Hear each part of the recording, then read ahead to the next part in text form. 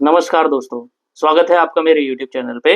जब किसी के सर पे घमंड छा जाता है, जब किसी के सर पे नशा आ जाता है कि भाई मैंने जीवन में सब कुछ पा लिया, मेरे पास बहुत काम है, बहुत पैसा है, तो वो अपना मानसिक संतुलन थोड़ा बहुत खो बैठता है, सोचने समझने की शक्ति खो बैठता है, अनाप-शनाप बोलने लगता है, सुनने समझने की शक्ति खो बैठता है। वैसे ही हमारे एक अनुराग कश्यप है जो बॉलीवुड में मूवीज़ डायरेक्ट करते हैं, उनके साथ अभी हो रहा है। एक मूवी आई थी, मूवी रिलीज हो रही थी सावित्री फुले जी को लेके, जो काफी फेमस एक पर्सनालिटी है पास्ट टाइम से। तो उसमें कुछ ऐसे सीन्स थे जो ब्राह्मण्स के अगेंस्ट थे या फिर इस तरह से थे जो सेंसर बोर्ड ने हटा दिए। और सेंसर बोर्ड वो हटाते भी है, उनको अगर ठीक नहीं लगता तो वो हटाते हैं, अगर ऐसा लगता है कुछ चीज कंट्रोवर्सी है तो वो हटाते हैं। लाइक अभी रिसेंटली इमरजेंसी मूवी के टाइम हुई थी, जब कंगना रनावत जी की जो इमरजेंसी मूवी आई थी जनवरी में, तो उसमें कुछ सीन्स कट करे थे। ठीक है, तो उसमें भी इशू हुआ था। तो ऐसा सब बस सेंसर बोर्ड करता रहता है ये कि भाई इस तरह से अगर सीन हो तो वो हटाता रहता है। ठीक है, वो एक इशू था। ओके, उस पे इन्होंने एक इंस्टाग्राम पे पोस्ट कर दिया अगेंस्ट मोदी सरकार। ठीक है, चलो गवर्नमेंट को अगेंस्ट बोलने का सबका राइट है, बट अगेंस्ट ब्राह्मण भी बोल दिया कि ब्राह्मण लोग को भी उन्होंने अनाप शनाप बोल दिया। तो उस टाइम उन्होंने ऐसा बोल दिया कमेंट में, जब लोगों ने बोला कि भाई आप क्यों ब्राह्मण के अगेंस्ट बोलते हो, तो उन्होंने अपना फ्रस्ट्रेशन निकालना स्टार्ट कर दिया और बोल दिया कि ब्राह्मण पे तो मैं मुतूंगा, मतलब मैं पेशाब करूंगा ब्राह्मण पे। और बोलते हैं, एक को कमेंट करते हैं कि चुप कर, ब्राह्मण करके तूने क्या उखाड़ लिया। फिर ये बोलते हैं, देखो अब ये स्टेटमेंट देखो जिसपे हम पूरी बात करेंगे। ठीक है, आगे डिटेल में हम पूरी बात करेंगे। Brahmin didn't let other grow, so shut up being Brahmin. Some of the best scholar who has wrote the constitution was not Brahmin. Brahmins are the worst kind of exploiters and they have not allowed anyone to grow. ठीक है, ये इनके comments है ब्राह्मण को लेके। अब हम एक एक करके सारे जो पॉइंट्स है एक एक करके हम देखते हैं कि कितने इनके जो इनके कमेंट्स है उसमें कितनी सच्चाई है। ठीक है, लेट्स बिगिन गाइस। अब देखते हैं इनका ब्राह्मण हेट किधर तक जाता है और ब्राह्मण ने एक्चुअली क्या किया था और क्या नहीं किया था इस देश के लिए। आपको मैं अभी बताता हूँ एजुकेशन वाइज। ये एक बोला ना इन्होंने, एक पहला स्टेटमेंट पहला क्या था कि ब्राह्मण डिडंट लेट अदर्स ग्रो। ठीक है, तो हम देखते हैं जब ब्रिटिश इंडिया में आए थे। ओके, जब ब्रिटिश इंडिया में आए थे तो हमारा जो लिटरेसी रेट था, हमारा लिटरेसी रेट अराउंड 70% था, which is much much higher than British literacy rate at that time. England का जो लिटरेसी रेट था उससे काफी ज्यादा था हमारे यहाँ का लिटरेसी रेट। हमारे यहाँ के लिटरेसी रेट में गुरुकुल्स में जाते थे और इस तरह से पढ़ाई होती थी। और उस टाइम ब्राह्मण की पॉपुलेशन कितनी थी? खाली 5 से 7%। सो 5 to 7% ब्राह्मण पॉपुलेशन है, लेकिन लिटरेसी रेट 70% है, यानी 70% लोग पढ़ते थे। तो सारे ब्राह्मण तो 5 to 7% थे, तो बाकी कौन पढ़ता था? अब आप बोलेंगे कि बाकी वो क्षत्रिय पढ़ते थे, जो ट्रेडर्स है वो पढ़ते थे, उनकी पॉपुलेशन भी तो इतनी ज्यादा नहीं थी। हमेशा से SC ST या OBC जो आज के टाइम में है उनकी पॉपुलेशन ज्यादा थी पहले भी। तो 70% अगर हमारी लिटरेसी रेट थी तो इसका मतलब ये तो नहीं कि सारे के सारे जो दलित SC ST OBC वो लोग थे उनको पढ़ने नहीं दिया ब्राह्मण ने। ब्राह्मण तो 5 to 7% थे, यानी पढ़ने दिया, किसी को रोका नहीं। इसका मतलब पढ़ाई चल रही थी पहले भी, मतलब कोई ग्रो करने में किसी को रोक टोक नहीं था। ठीक है, दूसरा बात आपने लिखा some of the scholar who wrote the constitution were not Brahmin. अरे मूर्ख, अरे मूर्ख इंसान, जो कॉन्स्टिट्यूशन लिखा था ना वो एक कमिटी ने लिखा था। कॉन्स्टिट्यूशन की एक कमिटी थी जिसमें 300 प्लस लोग थे बिफोर इंडिपेंडेंस, आफ्टर इंडिपेंडेंस 299 लोग थे पूरी कमिटी में। उनके चेयरपर्सन थे, उनके जो चेयरमैन था वो कमिटी के, वो थे डॉक्टर BR आम्बेडकर। और उनका जो कॉन्स्टिट्यूशनल एडवाइजर था ना BN राव, वो एक ब्राह्मण थे। तो BN राव जो constitution adviser to BR Ambedkar, chairman of that committee, was a ब्राह्मण।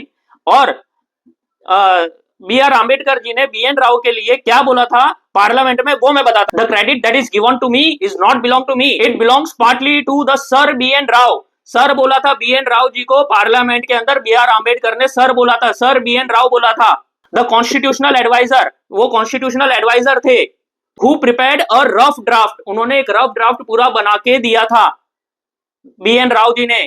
ठीक है, तो कॉन्स्टिट्यूशनल के जो ड्राफ्ट है ना वो पूरा एक बना के, जो ब्लूप्रिंट वी कैन से कि भाई वो करके उन्होंने दिया था। उसके ऊपर फिर पॉलिटिक्स के बारे में उन्होंने पूरा टेक्निकल टर्म करके दिया था BN राव जी ने। उसके अंदर पूरा पॉलिटिक्स में किस हिसाब से रहेगा, कौन सी चीज कैसे आएगी, कास्ट सिस्टम ऐड करना, वो सब के लिए फिर डिस्कशन हुआ और तब जाके BR आम्बेडकर जी ने ऐड करके फिर बाद में पूरा कॉन्स्टिट्यूशन बनाया। बट जो रफ ड्राफ्ट था वो BN राव जी ने बनाया था, जो एक ब्राह्मण थे, ब्राह्मण। अब समझ में आया तेरे को कुछ? पर वो समझ में अभी भी नहीं आएगा। आएगा कैसे? दिमाग में तो एकदम वो फ्रस्ट्रेशन है ना भाई, है ना। और बताते हैं, और बात कर। Brahmins are the worst kind of exploiters. ठीक है, and they did not allow others to grow, ठीक है। Brahmins worst kind of exploiter थे और दूसरे को ग्रो करने को अलाउड नहीं किया, ठीक है, सही बात है। तेरे को पता है जब इंडिया इंडिपेंडेंट हुआ था, 1947 में, तब प्रिंसली स्टेट से कितने थे? अराउंड 565 प्रिंसली स्टेट से, उसमें से 76% प्रिंसली स्टेट जो थे वो ओबीसी के अंडर थे, जो रूलर थे वो ओबीसी थे, कोई यादव था, कोई कुछ था, यानी मेजोरिटी में ब्राह्मण्स रूल नहीं कर रहे थे।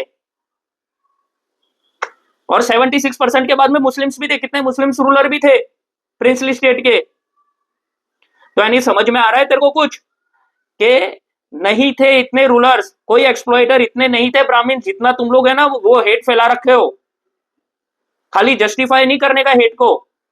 76% बताए, मतलब आधे से ज्यादा, यानी 3/4 इंडिया अंडर ओबीसी था प्रिंसली स्टेट का, पर वो पढ़ा ही नहीं होगा, वो 100% नहीं पढ़ा होगा तुम लोग ने, कहां से पढ़ोगे? व्हाट्सएप पे नहीं आया होगा ना, ये व्हाट्सएप पे ज्ञान आता नहीं है ना भाई, उसके लिए पढ़ना पड़ता है आपको, पर व्हाट्सएप पे आया नहीं होगा, या इंस्टाग्राम पे किसी ने स्टोरी लगाई नहीं होगी, तो तुम लोग को पता नहीं चला होगा, बस बोल दिया कुछ भी।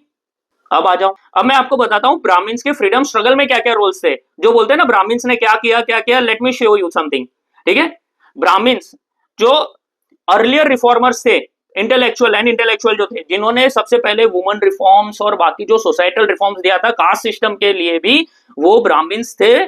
तो उसमें जो ब्राह्मण्स थे, सबसे पहले राजा राम मोहन रॉय ब्राह्मण थे, कौन नहीं जानता इनको। Sati, child marriage, women's right and modern education, इन्होंने दिया था ना, सब जानते ये चीज, ब्राह्मण थे। गोपाल कृष्ण गोखले, गांधी जी के मेंटर थे, जो ब्राह्मण थे। बाल गंगाधर तिलक, जिन्होंने स्वराज दिया भारत को, ब्राह्मण थे। भगत सिंह के जो मेंटर्स थे, जिनके अंडर भगत सिंह रहे, सचिंद्र नाथ सेन्याल और रास बिहारी बोस, ब्राह्मण थे, दोनों ब्राह्मण थे। चंद्रशेखर आजाद, जो ब्रिटिश के सामने झुके नहीं, जिन्होंने बोला था मैं ब्रिटिश की गोली से नहीं मरूंगा, उन्होंने खुद को अपने गोली मार दी, एक गोली बची थी, उन्होंने खुद को गोली मार दी कि मैं ब्रिटिशर्स के हाथ नहीं लगूंगा, ये उन्होंने कसम खाई थी, वो ब्राह्मण थे, जनेऊधारी ब्राह्मण थे वो। ये किया है ब्राह्मण्स ने भी, ऐसा नहीं सब लड़े हैं, हिंदू मुस्लिम सिख ईसाई सब लड़े हैं इंडिपेंडेंस में, फ्रीडम स्ट्रगल में, irrespective of caste, OBC, SC, ST, Brahmin, सबका स्ट्रगल है फ्रीडम में। बट जब आप हेट फैलाते हो ना एक के लिए, तो ये उनका बताना जरूरी है कि उन्होंने भी किया है, ये जरूरी है बताना। आप लोग को क्या है, दिमाग तो चलता नहीं है, तो ये बताना जरूरी है। पंडित जवाहरलाल नेहरू कश्मीरी ब्राह्मण थे। एस राधाकृष्णन हमारे प्रेसिडेंट थे, वो ब्राह्मण थे। Doctor Rajendra Prasad, first president of India, वो ब्राह्मण। MG Ranade advocated for social reforms, women education, जो विडो वुमेन है उनके रीमैरिज के लिए उन्होंने पुश किया था, ब्राह्मण थे। नाम अच्छा नहीं लगेगा, वीर सावरकर भी ब्राह्मण थे, 27 इयर्स काला पानी में थे वो, रेखे बता देना एक दिन भी, ब्राह्मण थे।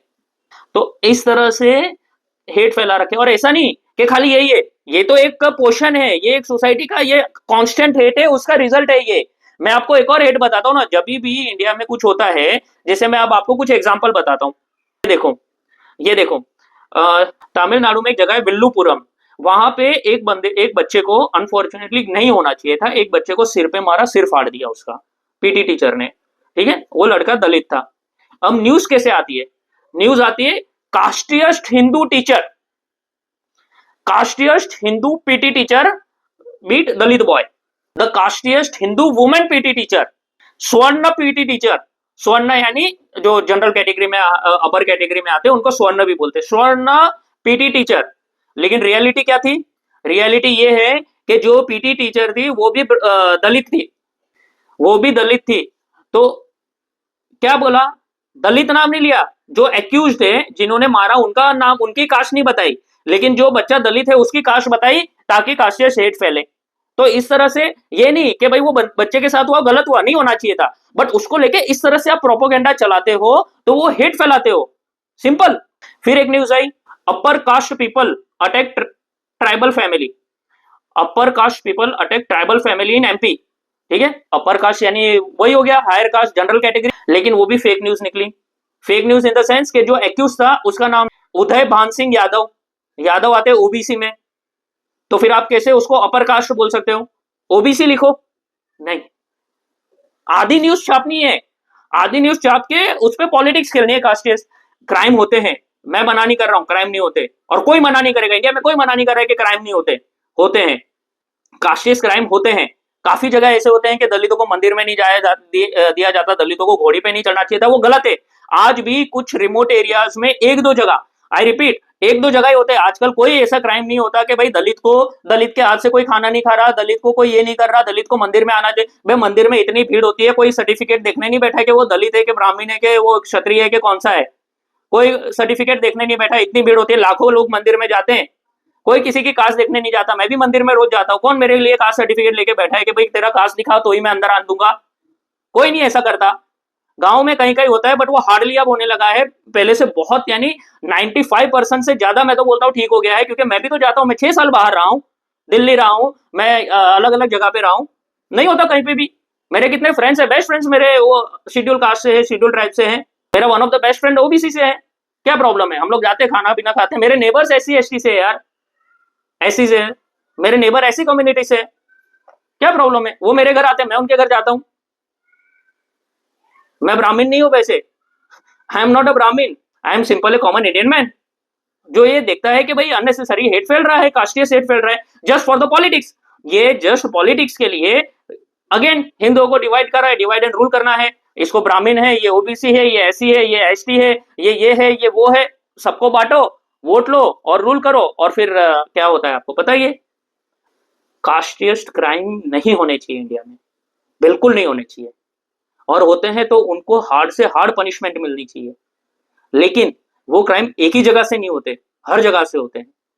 ब्राह्मण ने दलित पे यूरिनेट किया था एमपी में, वो गलत था, बहुत गलत था, और वो अरेस्ट भी हो गया।